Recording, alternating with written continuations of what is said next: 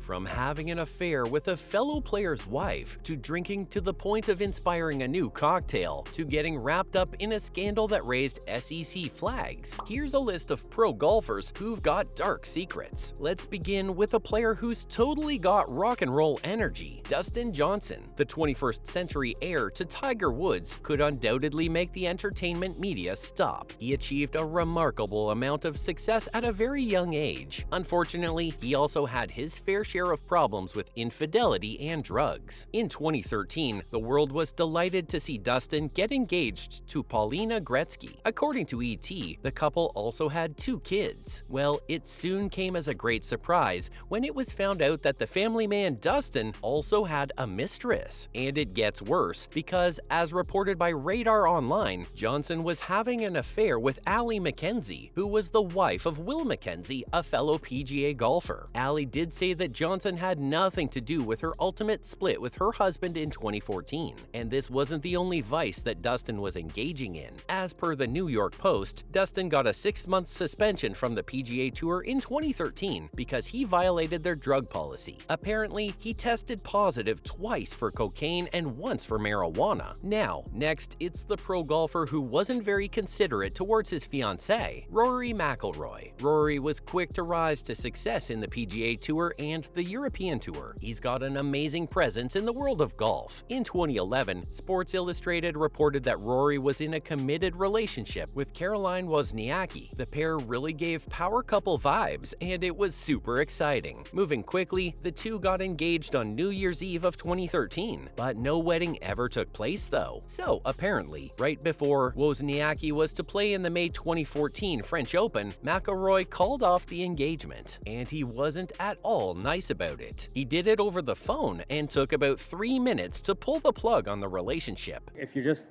talking about Ryder Cup, like that's not the future of the Ryder Cup team. They've played in probably a combined 25 Ryder Cups, 30 Ryder Cups, whatever it is.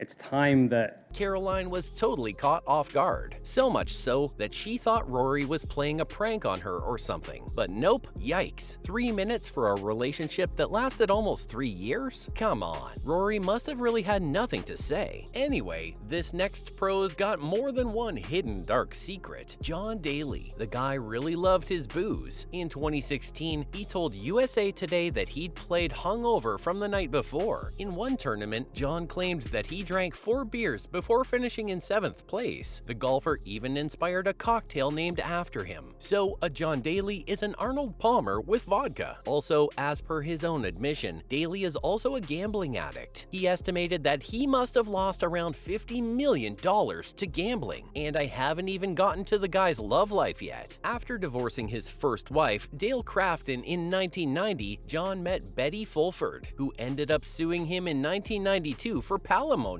and to establish the paternity of her daughter. Well, a week later, Betty dropped the suit altogether. Fast forward a month, and the two got married. And the lawsuit wasn't the only strange thing to happen before their marriage. Fulford had also lied about her age and was a decade older than she'd originally stated. Anyway, in December 1992, Daly was booked and arrested in Colorado for allegedly throwing Betty into a wall while fighting under the influence of alcohol. The charges were later dropped, and Daly was ordered into a rehab facility by the PGA. He went on to have one other marriage before getting hitched to Sherry Miller in 2001. In 2007, Sherry and John accused each other of assault but ultimately called a truce. Next, this golfer managed to dodge the FBI and the SEC. Phil Mickelson. Phil's incredible success allowed him to have expensive hobbies like stock trading and gambling. In the 1990s, he befriended Billy Walters, who was a high-stakes gambler by profession. Phil liked to bet on big sports events, and Billy would run his bets. In the 2010s, Walter worked up a scheme with Tom Davis, who was the chairman of Dean Foods. It was worked out that Davis would give them insider information about the company. Well, a lot of money was made until the SEC caught wind of it. Phil repaid his gambling debt to Walters, though, and Davis helped SEC and FBI in the insider trading investigations and got a 2-year term in prison. Walters got got 5 years, and Phil managed to walk away scot-free. Moving on, this next pro golfer's got awarded quite an unflattering title. Rory Sabatini. The Verst, in their 2015 expose,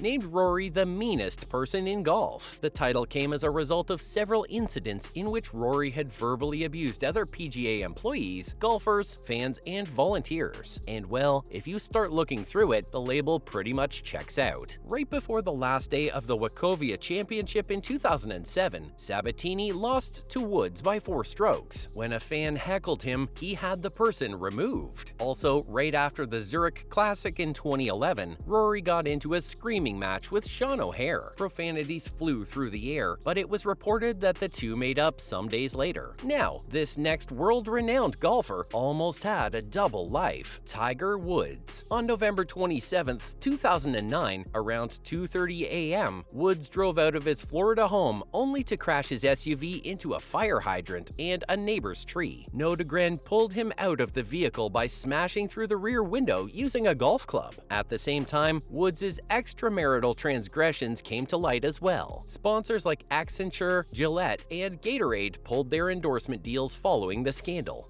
It's been a tough road, and one that I'm very thankful to have had the opportunity to be able to grind through it. A lot of different things could have happened.